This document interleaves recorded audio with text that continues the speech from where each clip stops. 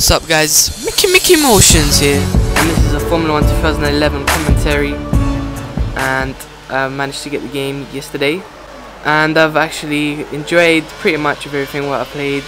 I've only found a few issues, but I'll talk about that later. So anyway, I'm on the Singapore track, and I'm driving as Michael Schumacher with the Mercedes car, of course. Now this was the first time I played the game.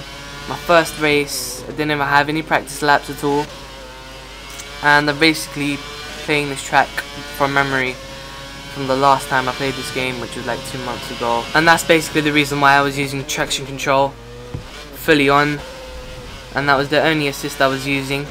At the moment, for like the first week of playing the game, I'm just going to stick to using traction control and maybe using the driving line for a few tracks if I can't remember the track at all.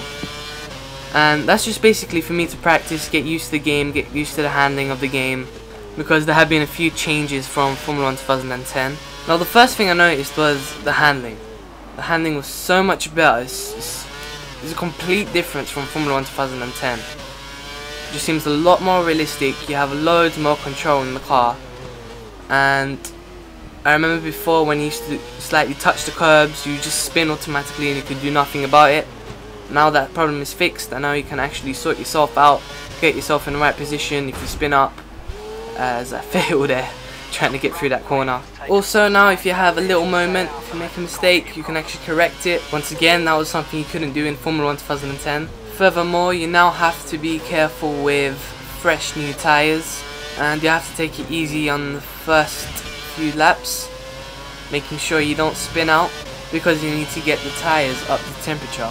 So now you really can't push hard like you used to be able to, because in Formula 1 2010 it used to take like 2 seconds and your tyres were right up to temperature, no problems. But now when you're on your out lap, you really do have to be very careful and very cautious of what you're doing, making sure you don't spin out. I've also noticed that when you go off the track, you actually collect dirt on the tyres, and that can really punish you because it can slow you down, you get less grip, and it makes it more difficult to drive. So you really have to make that dirt come off the tyres. And when I say dirt, I'm talking about marbles or any rubber on the track. The damage seems to still be like Formula 1 2010.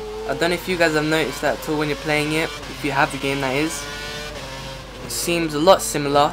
Don't see any differences at all from damage, except from the puncture. The puncture looks a lot more realistic. The AI has also improved, but still needs a lot more work, but it's a step in the right direction. The back markers are very hard to pass.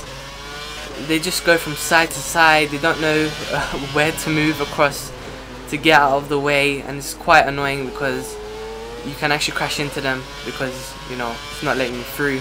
I'll show you what I'm talking about in future races, which I'm going to upload soon. As well as that annoyance, there's no control in the pits whatsoever, and the pit limiter is now automatic. You can't do anything about it. So now you just go into the pits and just goes automatically on to its pit limiter, which is quite annoying because before, you know, you really used to have to be careful that you don't speed in the pits at all, and you'd also get a penalty for that if you speeded in the pits. But now, you know, there's no control. That's a shame. I actually enjoyed doing that because, you know, if you practiced, then you would actually gain more seconds than somebody who didn't know how to use the pit limiter properly. But at least there's no pit stop bug like last year, which is quite annoying in Formula 1 2010, and I think they didn't patch it for like a few months. Now I've only got one more point to talk about, and that is the lag in the game. Now I'm not sure if this is on all platforms, but I've noticed on PS3 when you come out of the pits it's very laggy, and I think there's like some cutscenes, it does lag as well, and it's not smooth at all, and it's quite annoying.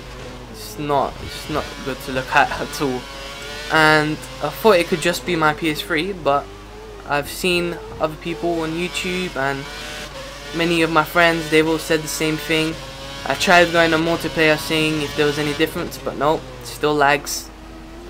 I don't know if that's going to be patched at all. Oh, I know I said there was going to be just one more, but here's the last bad point.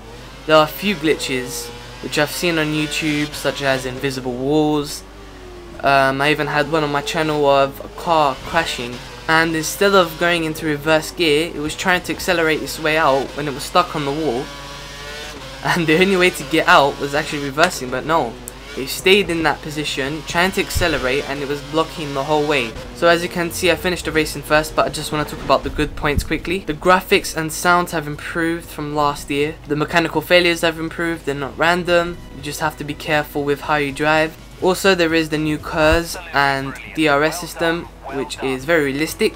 And another point which I didn't talk about before when I was talking about tires is that the tires do go off the cliff now, as many famous drivers would say. So basically they're saying that you would get no grip and the car would just slide all over the place, so it would mean that you'd have to go into the pits and get new tires.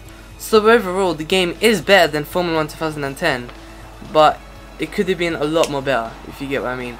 So as I said, the game is way more realistic, more fun, and much better than it was before, and it's worth buying if you're a racing fan or not.